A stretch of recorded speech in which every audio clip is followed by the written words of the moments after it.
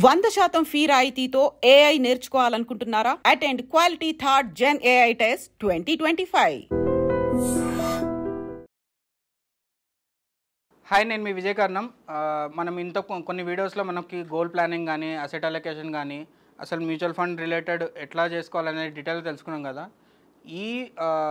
ఈ వీడియో వచ్చేసి, ఈ ప్రజెంటేషన్ వచ్చేసి మనకి ప్లానింగ్ ఎట్లా ఉండాలి, అంటే దేనికోసం ప్లాన్ చేస్తున్నాం, మంత్లీ ఇన్కమ్ ఎట్లా చేసుకోవాలనేది డీటెయిల్గా మనం మాట్లాడుకుందాము. సో ఈ ప్లాన్లో మనం ఎట్లా చేసుకోవచ్చు అంటే 1.5 lakhs పర్ మంత్ మనం తీసుకోవచ్చు. యాజ్ ఎ మంత్లీ ఇన్కమ్ మనం విత్డ్రాల్ చేసుకోవచ్చు. Just from the 50,000 SIP, 50,000 rupees SIP చేసుకుంటే మనకి మంత్లీ ఇన్కమ్ అనేది 1.5 lakhs వరకు తీసుకోవచ్చు అనమాట. ఇది ఒక వన్ ఆఫ్ ద స్ట్రాటజీ ఇది. సో ఒక్కొక్కరికి ఒక్కో రకంగా ఇది అప్లై అవుతుంది. కానీ ఓవరాల్గా చూసుకుంటే ఐడియల్ ఎవరెవరికి ఇది పనికొస్తుంది అంటే గవర్నమెంట్ ఎంప్లాయీస్కి, ఐటీ ప్రొఫెషనల్స్కి అండ్ బిజినెస్ ఓనర్స్కి మాత్రం బాగా పనికొస్తుంది ఇది. ఎందుకు అంటే వాళ్ళు రిటైర్మెంట్ ప్లానింగ్ అంతగా ఎవరు ఎక్కువ ఫోకస్ చేయరు. కాకపోతే రిటైర్మెంట్ ప్లానింగ్ గవర్నమెంట్ ఎంప్లాయీస్కి రిటైర్మెంట్ పెన్షన్ వచ్చినా కూడా వాళ్ళకున్న లోన్స్ అవన్నీ క్లియర్ చేసిన తర్వాత వాళ్ళకి మంత్లీ ఇన్కమ్ రావడం కూడా ఇబ్బంది అవుతుంటుంది. సో ఎవరైతే నియర్ టు రిటైర్మెంట్ ఒక 50 years కానీ ఒక 40 years 45 years తర్వాత ఎవరైతే రిటైర్మెంట్ ప్లాన్ కోసం ప్లాన్ చేసుకుంటున్నారో వాళ్ళకి ది బెస్ట్ ప్లాన్ అనమాట ఇది. And at the same time ఇక్కడ వచ్చేసి మనకి ఐటీ ప్రొఫెషన్స్కి కూడా, ఐటీలో కూడా మనం చూసుకుంటే 40 years తర్వాత వాళ్ళ కెరీర్ గ్రోత్ అనేది చాలా తక్కువగా ఉంటుంది. సో వాళ్ళ మంత్లీ ఇన్కమ్ వచ్చేది వాళ్ళ ఎక్స్పెన్సెస్కి ఒక్కొక్కసారి ఎక్సీడ్ అయ్యే ఛాన్సెస్ ఉంటుంది. అంటే వాళ్ళకి ఎక్స్పెన్సెస్ ఎక్కువ అవుతుంటే మంత్లీ ఇన్కమ్ తగ్గుతూ ఉంటుంది. సో ఇది వాళ్ళకి అది సెకండ్ సోర్స్ ఆఫ్ ఇన్కమ్ కూడా పనికొచ్చే ఛాన్సెస్ ఉంటుంది అనమాట. అండ్ బిజినెస్ ఓనర్స్కి వచ్చేసి వాళ్ళకి ఎట్లాగో వాళ్ళ బిజినెస్లో వోల్టాలిటీ చాలా ఎక్కువ ఉంటుంది. అంటే ఒక మంత్ చాలా మంచిగా ఉంటుంది, ఒక 6 months తర్వాత అసలు ఏం ఇన్కమ్ వచ్చే ఛాన్సెస్ ఉండవు. ఎందుకంటే మార్కెట్ ఒక్కొక్కసారి ఒక్కొక్క రకంగా ఉంటుంది వాళ్ళ బిజినెస్లో కూడా. స్టేబుల్ బిజినెస్ వాళ్ళది పక్కకు పెట్టేస్తే స్మాల్ స్కేల్ బిజినెస్ వాళ్ళకి ఇబ్బందులు అయితే ఖచ్చితంగా ఉంటాయి. సో వాళ్ళకు కూడా ఇది బాగా పనికొస్తుంది అనమాట. సో ఇక్కడ మనం ఏం చేస్తుంటామంటే ఒక ఎగ్జాంపుల్ తీసుకున్నాను. కరెంట్ ఏజ్ ఒక పర్సన్కి 40 years ఉందనుకుందాం. సో అతను మంత్లీ ఎస్ఐపి ఒక 50,000 చేయడానికి అతను రెడీ ఉన్నాడని మనం అజ్యూమ్ చేసుకుందాం.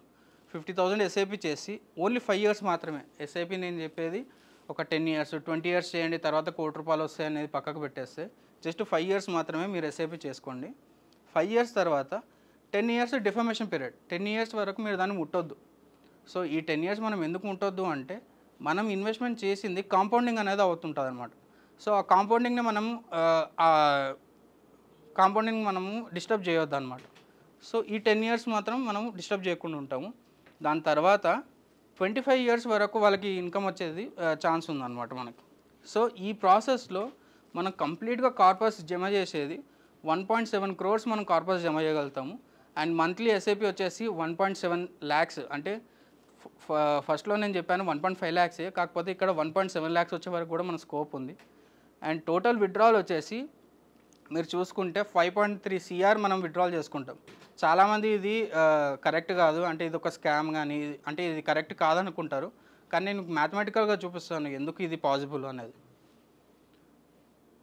సో ఫర్ సపోజ్ ఇక్కడ చూడండి, 40 years ఉన్న వ్యక్తి 41 years నుంచి ఎవ్రీ ఇయర్ 6 lakhs అంటే 50,000 ఎస్ఐపి అతను చేసుకుంటూ వెళ్ళాడు. ఎప్పటి వరకు? 45 years వరకు మాత్రమే.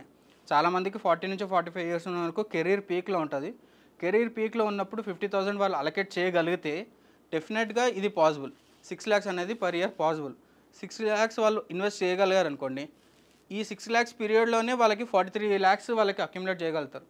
చాలామంది ఏమనుకుంటారు, 6 lakhs చేస్తాము మేము, 5 years చేస్తాము, ఓన్లీ ఇంతే అమౌంట్ ఉండాలి, అంటే మనం ఓన్లీ 30 lakhs మాత్రమే ఉండాలనుకోండి. కానీ కాదు, మీరు ఎప్పుడైతే ఎస్ఐపి స్టార్ట్ చేస్తారో అప్పటి నుంచే కాంపౌండింగ్ స్టార్ట్ అవుతుంది. ఫస్ట్ మంత్ నుంచే మీకు కాంపౌండింగ్ స్టార్ట్ అవుతుంది. ఇప్పుడు మీరు ఇన్వెస్ట్ చేసింది ఇక్కడ 30 lakhs, కానీ ఇక్కడ మీకు మీరు ఇన్వెస్ట్ చేసింది ఇక్కడ 30 lakhs, కానీ మీకు అప్పటికే మీకు కార్పస్ జమ అయింది 43 lakhs. సో అట్లాగా 46 yearకి మీకు 50 lakhs, 47 yearకి 57 lakhs, అట్లా 52 yearsకి మీకు ఆల్రెడీ 1 CR క్రాస్ అయిపోతారు. 52 years వరకే మీరు 1 CR వచ్చేస్తుంది. సో దాని తర్వాత మీరు మంత్లీ ఇన్కమ్ అనేది స్టార్ట్ చేసుకోవచ్చు అనమాట. సో అట్లాగా 10 years అని చెప్పాను కదా, 55th yearకి వచ్చేసరికి మీకు 1.7 CR మీకు కార్పస్ అనేది బిల్డ్ అయి ఉంటుంది. సో ఇది అక్యుములేషన్ ఫేజ్. అంటే మనము ఎస్ఐపి చేసి దాన్ని ఒక కార్పస్, అంటే ఒక ఇల్లు కట్టడం లాంటిది. ఇల్లు కట్టేసాం అంటే ఎంత ఇయర్స్? 15 years. అంటే 40 years నుంచి స్టార్ట్ చేసి 45th year వరకు ఎస్ఐపి చేస్తాము. దాని తర్వాత 10 years వదిలిపెట్టేస్తాము. 55th year నుంచి అంటే 56th ఇయర్ నుంచి మనం ఎస్డబ్ల్యూపీ స్టార్ట్ చేస్తాం. అంటే ఇల్లు కట్టిన దాని తర్వాత దాన్ని వాడుకోవడం స్టార్ట్ చేయడం. సో ఇక్కడ ఎవ్రీ మంత్ 1.7 lakh మనం విత్డ్రాల్ చేసుకుంటూ వెళ్తాం. సో ఫస్ట్ ఇయర్లో 1.7 lakhs మనం విత్డ్రాల్ చేసినప్పటికీ కూడా మన కార్పస్ వచ్చేసి 1.75 crore అట్లాగనే ఉంటుంది. సో 1.75 crore అట్లాగనే ఏమి ఉండదు. సో అంటే దీని మీద కూడా మీకు ఇంట్రెస్ట్ జనరేట్ అవుతుంటుంది అనమాట. సో అట్లాగా మనం చూసుకుంటూ ఉంటే మెల్లమెల్లగా మన కార్పస్ తగ్గిపోతూ ఉంటుంది. సో అట్లా మీరు చూసుకుంటే నెక్స్ట్ 25 years అంటే 56th year, 67th year, so 80th year వరకు మీ కార్పస్ అనేది 0 అయిపోతుంది.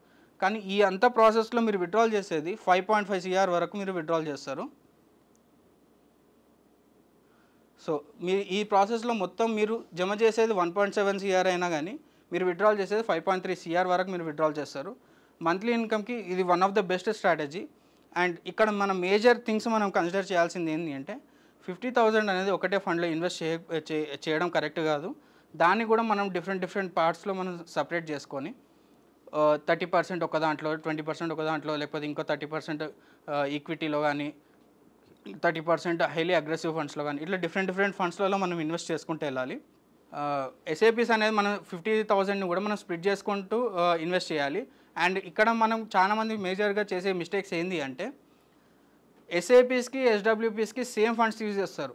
కానీ మనం మేజర్గా తెలుసుకోవాల్సింది ఏంటంటే వెల్త్ అక్యుములేషన్కి ఒక టైప్ ఆఫ్ ఫండ్స్ ఉంటాయి, వెల్త్ డిస్బర్స్మెంట్ అంటే మనం వెల్త్ తీసుకుంటాం, ఎప్పుడైతే మంత్లీ ఇన్కమ్ తీసుకుంటామో అప్పుడు డిఫరెంట్ ఫండ్స్ ఉంటాయి. ఎస్ఐపికి డిఫరెంట్ ఫండ్స్ ఉంటాయి, ఎస్డబ్ల్యూపీకి డిఫరెంట్ ఫండ్స్ ఉంటాయి. And at the same time SIP చేస్తున్నప్పుడు కూడా దాన్ని ఎప్పటికప్పుడు పీరియాడికల్గా రీబ్యాలెన్సింగ్ చేసుకుంటూ ఉండాలి. సో దానివల్ల మనకి రిస్క్ అనేది తగ్గిపోతూ ఉంటుంది. అండ్ ఎస్డబ్ల్యూపీ చేసేటప్పుడు హై రిస్క్ ఫండ్స్ మనం డెఫినెట్గా అవాయిడ్ చేయాలి.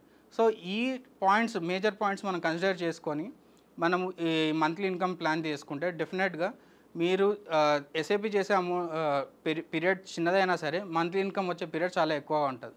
Thank you.